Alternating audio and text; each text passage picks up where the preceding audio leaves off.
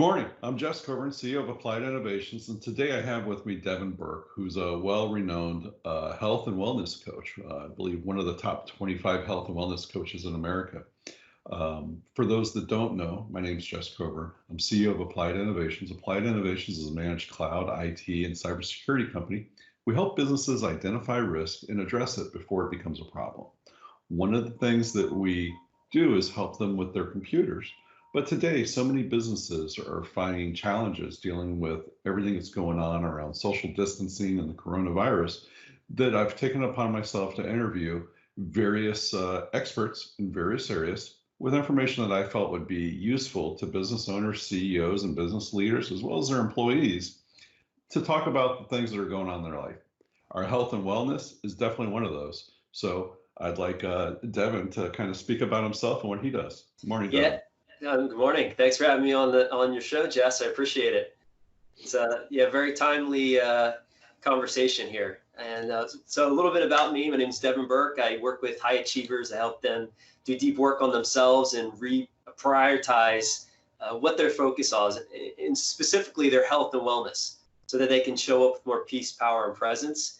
And I'm also the founder of Sleep Science Academy, and the mission's really simple there, is to help people sleep. The 40+ million Americans that have insomnia. And so that's what I'm up to in the world. That's awesome, Devin. So I'm excited. Devin, let's take a moment and talk about the coronavirus. So with the outbreak of the virus, many of these individuals are finding themselves practicing social distancing. That's got to be difficult. Yeah, it is. I mean, a lot of people, we're trying to establish a new norm. People that are used to going into the office and having interactions with coworkers, and we're establishing a new norm. And there's heightened anxiety, obviously, about the uncertainty of the economics of our country. There's a lot of fear, a lot of heightened stress, and on top of the social distancing, which adds another level of stress. So it's time right now, I think, that we need to refocus on self-care and prioritizing, really ourselves and our families, and stay connected. Because right now, even though there's social distancing going on, we're connecting right now, right? So there's other ways of staying connected, and I think it's even more important now to not isolate. Just because you're social distancing, don't isolate yourself, because that's the last thing that you should do when you're feeling stress and anxiety. And we got to stay connected. That's fantastic feedback. It's really easy to just kind of sneak away into your cave or your office, your hole, and hit your safe space and just be like, okay, I'm here. I'm just going to focus on work. I'm just going to pound it out all day for 12 hours. That you forget you have a family and you have friends that you need to interact with. And I know for myself, just thinking about it, having that conversation, I've been putting in probably 16-hour days working from home the last couple of days, just because there's so much going on with the business and the family. Yeah. And it's a lot of stress. When we're dealing with that stress, what are some of the things we can do? Yeah, I mean, the first thing is it's taking breaks. I mean, a lot of people are not used to working from home. A lot of people have all this extra stress. So it's, giving yourself a chance to literally unplug and take that much needed break, whether I've been seeing in my neighborhood, a lot of people out and about walking and, getting outside and giving yourself, time to actually expand some of that contracted energy. Because when we're focused on our business, or we're dealing with problems, our energy is contracted, and we need to, expand that energy. And there's a lot of ways of doing that, but the easiest way is literally to get outside, to move your body, to breathe, drink water, and just give yourself a physical and mental break. Mini breaks throughout the day. I mean, it makes such a huge difference as far as how you feel, because it's kind of like you're hitting a little reset button, and then you can go back into that focused, whatever it is that you need to focus on. But if you're constantly hitting the reset button throughout the day, at the end of the day, you're not going to have all this tension and pressure and stress build up, which then could interfere with you getting, the sleep that you need. So hitting that reset button constantly throughout the day is, like, right now, super, super important. And so there's a lot of ways of doing that too. So for the managers and the business owners out there, they should encourage their employees to step away. Since they're home and they've got the kids, take that 5 minutes with the kids, take the 5 minutes with the puppy, maybe take them for a walk so he relieves himself.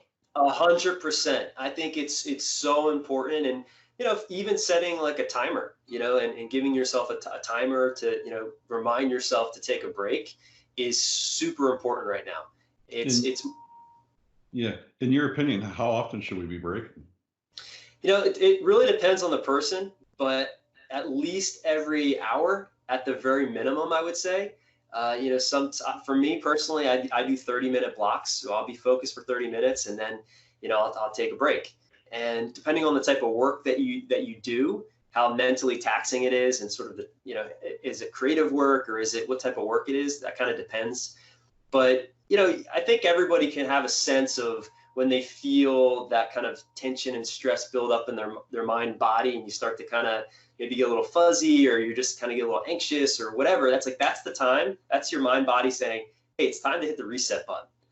Go, take some time, breathe, listen to some music. And there's a lot of ways of hitting that reset button, but it's so important to do it. So it's kind of like something you got to feel into.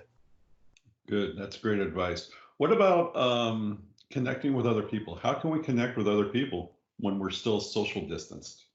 Yeah, that's a great question. I mean, like what we're doing right here, there's FaceTime, there's Teams, there's Zoom, there's a lot of amazing applications. One of my clients actually just, we were having this discussion. His little girl is having a birthday party.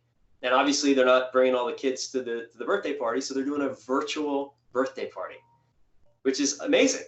So they're getting all their kids on a Zoom or a Teams or some sort of platform to just sing to her and kind of hang out together online. So I thought it's awesome. So it's like, we're so blessed right now that we have tools to stay connected. Like if you think about, 50 years, 100 years ago, and, like during a world war or something like that, people didn't have these tools of staying connected. You were isolated in your home. And so now we have this beautiful opportunity that we could still stay connected and check in on our friends and our family and get work done with our teams because of technology. It's awesome. Yeah, I think video just really amplifies that ability to connect, right? Because you're able to see the emotion, the energy. I mean, I'm able to feed off of your energy here and really pick up on it, and it's fantastic. You get that feedback of, hey, look, he's buying it, he's got it, he's on the same wavelength, or maybe he's not. I need to adjust. It's really useful.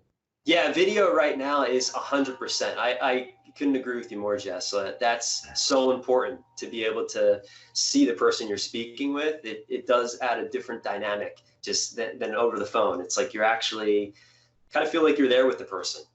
So what about physical activity? I know a lot of workers, we spend 8 hours at the desk. What can we do to be more physical? Yeah. So again, going to that reset button. So right now, in my home office, in my office that I work out of home, I have a standing desk. I'm a huge believer of, getting up and down. We sit pretty much all day, and it's just not good for our bodies. It's not good for our energy. So, I mean, you don't have to go as far as redoing your entire office, but just again, getting the reminder of getting up out of your seat, moving around, and setting a timer to kind of get you in the rhythm of doing that. It really makes a huge difference. Like, I can't tell you, Jess, how many of my clients started doing this from just being seated for hours, and they're like, it was a game changer. Their energy's, just you're thinking clearer. When you're on your feet, you're naturally more energized. So again, setting the reminder is important because it's so easy to just get super focused on whatever it is that you're doing that you just forget, right? That's good advice. So stand up, take breaks. If you can, stand at a standing desk to change up your energy. That's good. A lot of people have their set schedule when they go into the office today, right? They wake up in the morning, they stop at Starbucks, they go into the office, they have a couple of meetings, walk over, talk to, Colleen over here, and, all that. their schedules have changed. Now they're going to find themselves at work. I know for myself, when I first started working at home some time ago, and one of the reasons why I was against it was that I became a hermit. I Mhm. found that I was working long hours and I was burning out. And that was one of the motivations for me to start going to the office and push for the employees being in the office. But when our company transitioned from being an office company to a virtual company, and we had all the employees start going remote, initially I didn't because of that experience. But it took about 6 months, and I found that I was working from home more frequently, and I was actually more productive, and I was able to find that balance. What's your advice for people when they're looking for that balance? Because it's really easy to miss out on that. Yeah, well, I think it's, right now, if you were going to an office and now you're home based, keep doing what you normally would do, except that you're not going to the office. So get up, shower, shave, put some nice clothes on. Don't be in your pajamas, right? And then get into a space that you can work. So if you don't have a space, create a space. We don't know how long this is going to be going on for. So create a space where you could focus, but don't really change the routine that much. The only thing that really has to change is that you're not driving to work, right? So creating that optimal space where you could focus. But I think now is a perfect time to, even reevaluate your morning routine. A lot of people just get up and, they hop in the shower and they grab a coffee and they're out the door. Maybe now you have a little bit more time to go for a walk, start the day with some movement, or start a meditation practice or a gratitude practice, or create some space to pray if that's something that you believe in. But it's a great time right now, I think, to reevaluate how you start your day. Because if you don't have to rush out the door and you have that 30-minute, 60-minute commute, that's 30, 60 minutes you have to do something that can prepare you for the day that normally you maybe didn't have the time to do, right? I never thought about that. That time that you're gaining back is a perfect time to go for that walk or that exercise, hit the treadmill, Yeah. meditate, do whatever it is. That's fantastic. I didn't even think about that. One of the things I found for my employees that I push for is to have that separate space, because that gives them that mental separation of I'm at work and I'm at work. There's your work from home and your home from work. Your work from home, but your family thinks you're home from work. And it's important to remember that. So by having that dedicated space, it's really good. The other thing I try to press on my employees is to punch out. If you're, 9 to 5, 5 o'clock comes, yabba dabba do, Fred Flintstone. And, cover the computer up, close the laptop, whatever it is, put it away so that I'm no longer at work. Even though I'm still home, I could still be in the same living room, the same computer sitting there. Maybe I'm going to use it for friends and family. You have to have that separation. That's so important. I mean, I call it closing out your day. So doing something that mentally and physically closes out the work day so that you can transition into the family time or the self time. And whether that's putting a blanket over the computer monitor, or closing the monitor, putting it somewhere, or just getting out of your office if you have an office, those transitions are super important, because it is very easy to blur the work life and life. And I don't really believe in work-life balance. I believe in work-life integration. You can't really separate them, but you can do things to, like what we're talking about, which is to kind of compartmentalize and sort of close them out and put them in buckets, to then mentally give yourself the space of, okay, I'm transitioning into something else. And I would say even change your clothes. So if you have clothes that you're doing 9 to 5 and you're working from home and you have your work clothes, change it to a different outfit. So do something that there's a clear transition between I'm working to I'm not working, and make it clean, and then just stick to it. Devin, it's interesting. I was smiling because you said work-life integration, not work-life balance. That's kind of that generational, millennial thinking of that work-life integration. It's really interesting. I'm kind of in that middle place as far as, I was raised to, hey, you have to have work-life balance, work-life balance. But I have found myself being more work-life integration.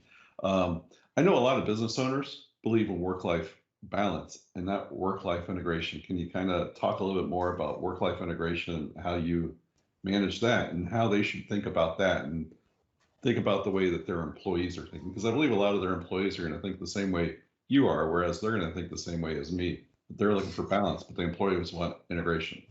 Yeah, I mean, it depending on who you are and what type of job you have, that's kind of gonna determine how to navigate through that. But it's to me, work-life integration is knowing yourself and knowing how you're most productive, when you're most productive, and then it's drawing boundaries around that. So it all comes down to communication. And again, it really depends on what your job is and sort of the role in that. But integrating your work into your life, it's something that I think can make you even more productive. But you gotta know yourself, and that's at the end of the day. The more you can learn about yourself and how you operate, when you operate the best, that's going to allow you to be more productive and then to integrate your work into your life more. So for some people, for instance, an example, maybe some people that have creative jobs, they get this amazing burst of creativity later at night. So maybe those people, rather than having that clear 9 to 5, they, the schedule shifted a little bit. They start a little bit later, and then they're doing that creative work late at night. I mean, it's a little bit different, but it's knowing yourself and then knowing, okay, when am I most productive? When am I most energized? And if you're able to, integrating your work into that time to then really have the best outcomes. But that's kind of a loaded question because it really depends on who you are and what you're doing. But it's interesting, right? Because it's an opportunity for a lot of business owners and managers and leaders to reevaluate the way their employees work and how they're most effective.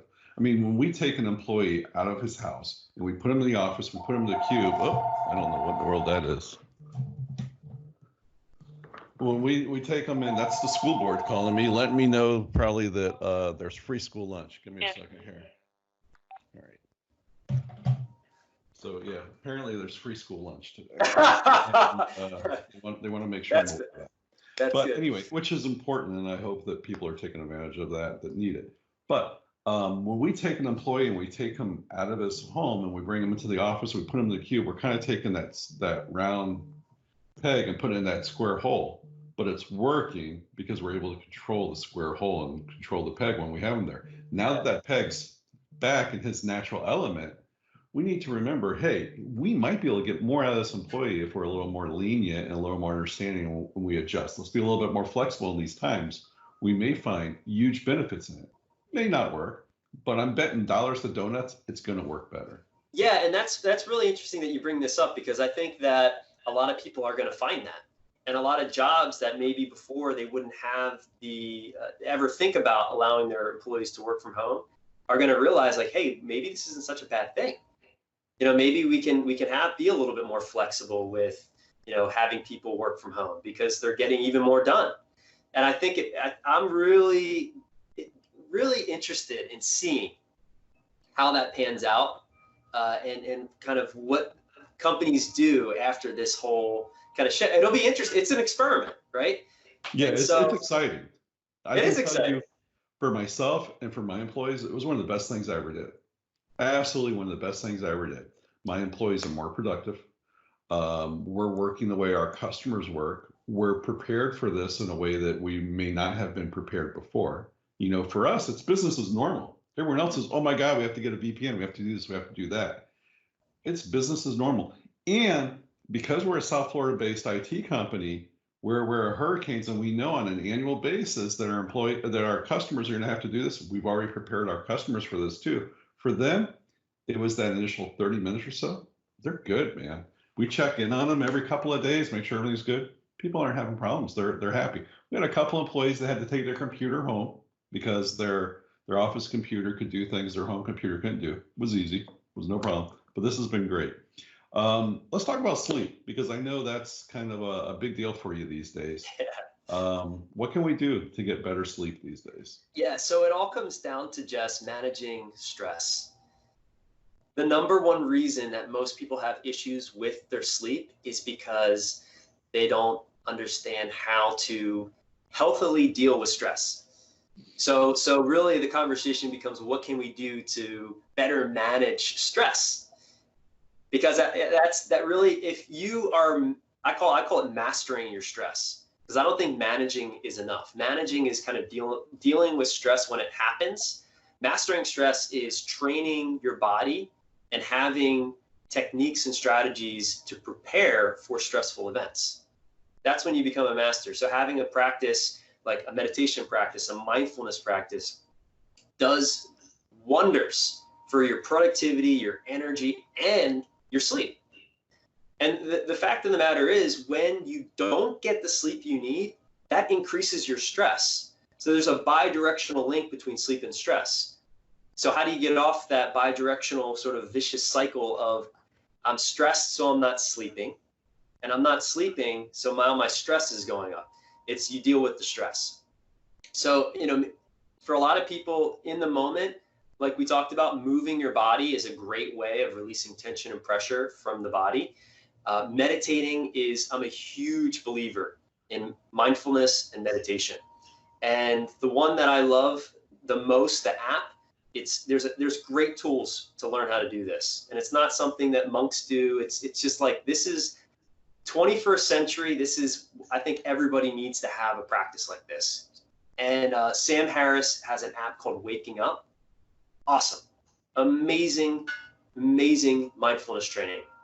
So learning ways of getting perspective as well, because a lot of times when we get stressed, specifically like right now, a lot of times we're getting stressed because we lost perspective.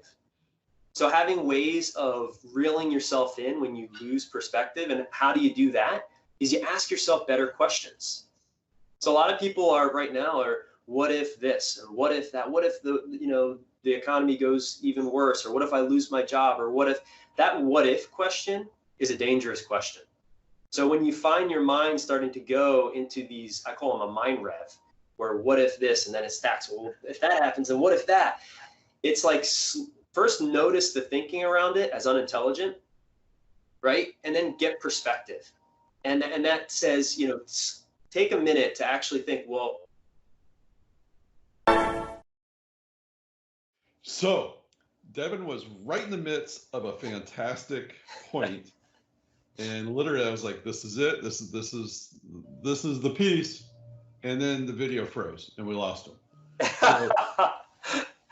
So Devin, you were talking about mindfulness and the importance of meditation, and you had mentioned an app. Can you kind of go through that again? Yeah, so Sam Harris, who's a phenomenal meditation teacher, this guy is incredible.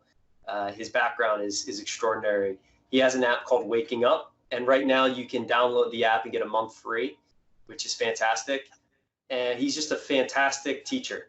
Unbelievable. I've tried pretty much all of these meditation apps, and his by far is the best. And it's just incredible. It changes your life. I feel that strongly about it. Mindfulness and meditation literally has changed my life and the lives of a lot of people that I've coached into it. So now, you were talking about how you get these thoughts and negativity in your head and you start to get this rev circle. The mind rev. Yeah. So we were talking about stress mastery, and that's part of that is really about gaining perspective, right? And so to gain perspective, it's just a matter of redirecting the questions that we ask ourselves. So that presupposes that you're aware of what's going on in your head, which is why meditation and mindfulness is so important. That's like the foundation of stress mastery, is actually becoming aware of the thinking that creates the stress. And then the next step is then to ask yourself better questions. There's a lot of tools and techniques that I use from all the trainings that I've been through, but that's like the training wheels is just become aware of the thinking. And how you can do that is when you start to feel not good in your body, or you start to feel stress, and we all hold stress in our bodies, and sometimes it's in our stomach or our back or we have headaches. That's just your body saying, hey, you're stressed. Then you go into the thinking. Well, what am I thinking about right now? Oh, I'm thinking about if I don't get this project done, then my boss, I might get fired, or whatever it is. And a lot of times that thinking isn't really true, right? It could be true, but a lot of times it isn't true. So this is like, we can really go into the depths of this, but just giving you a little taste of when you start to understand the unintelligent thinking that creates the stress, you start to be able to master your stress, you're going to sleep better. And when you sleep better, you're going to have less stress. So I could tell you all about sleep hygiene and, not eating 3 hours before bed and not being on your computer and getting the blue light in your eyes and, setting up an optimal bedroom to, one that's cold, dark, and quiet. I mean, there's a lot of other things that you can do, but putting all that aside, if you just start to become aware of the unintelligent thinking that's creating the stress, that alone will transform your sleep. That's awesome. That's great feedback. I'm glad you were able to get back in so we could have that point. You had mentioned the Sleep Science Academy. Yeah, the Sleep Science Academy. Tell me a little bit about that and what you're doing there. Yeah, so Sleep Science Academy, we're on a mission to help the 70+ million Americans that have issues with sleep. Now, 40 million Americans have insomnia. That's the most common issue, and there's not a lot of great solutions for insomnia. A lot of people, they go to sleeping pills, they go to supplements like melatonin, and we help them with a holistic approach get and stay asleep. Even if you had issues your entire life sleeping, I can help you sleep. And I'm very passionate about it because I believe that sleep is the foundation of health. If you think about it, we can go, a couple of minutes without air, right? The next thing, a couple days without water. Then the next most important thing is sleep from a physiological standpoint. We can go weeks without food. We can go years or months without exercise. But sleep is that next critical piece. And I believe that, when people sleep better, and I don't just believe this is proven, you're more intelligent, you're more able to handle stress, and you come up with new, innovative, creative ideas. So I believe, when leaders are focusing on increasing their energy and they're doing good things to get the good sleep that they need, they're able to show up in a better way, lead their teams, come up with new solutions. And in my TEDx talk that I gave, I actually took 20 high performers between this 6-week case study, and we looked at how increasing quality of sleep, how that translated across their waking lives in 3 areas: their energy, their mental performance, and their emotional stability. And 90% of the participants said that those 3 areas on the days that they got better sleep were improved.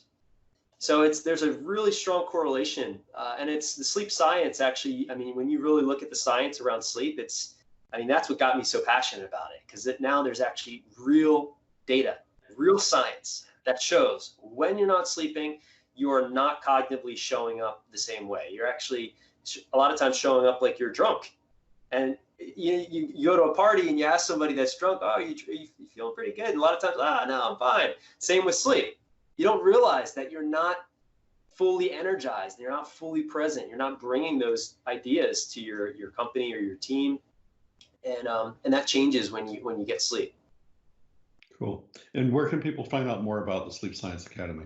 Yeah, sleepscienceacademy.com and devinburke.com. That kind of will take you to Sleep Science Academy too. But sleepscienceacademy.com, we have awesome resources, free resources for entrepreneurs, for insomniacs, sleep supplement guides, and all kinds of free things that you can go and learn how to, really, how do you manage your stress to get better sleep? And there's a lot of tools on the website. Cool. Devin, as we circle back to what businesses are doing today with working remote and everything's going on, is there anything we missed that you think we should touch on? I think right now it's really important that everyone gains perspective and everyone really stays positive, because we're at a time right now where there's a lot of negativity, and I think it's one of the things that I think we could touch on right now is just check the news, but not every 5 minutes, right? Yeah, like maybe once a day, because it's just a constant stream of bad news.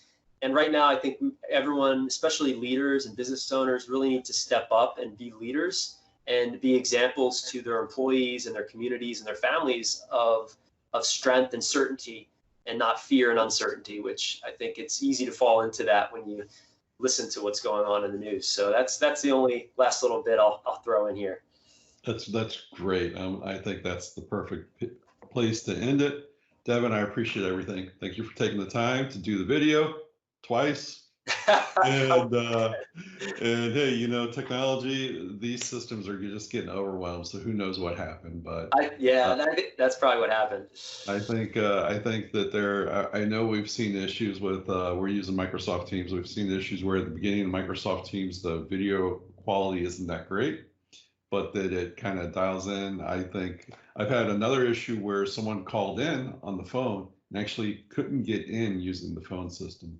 It took them a couple tries because the lines were overwhelmed. So these things are going to happen. Businesses are adjusting, you know, technology is adjusting too. Yep. But we're going to get there and everything's going to be good. Devin, That's thank right. you so much for taking the time to meet with me and chat. And I do want to make mention of one thing. You know, the Cyberside chats have been popular. I've created a new podcast. You can find it at cyberside.chat. So just cyberside.chat. And I've taken these videos, I've converted them to just the audio and made them just the podcast. And I'm really excited about it. So thank you again for being part of this. Yeah, thank you for having me. Appreciate it, Jess.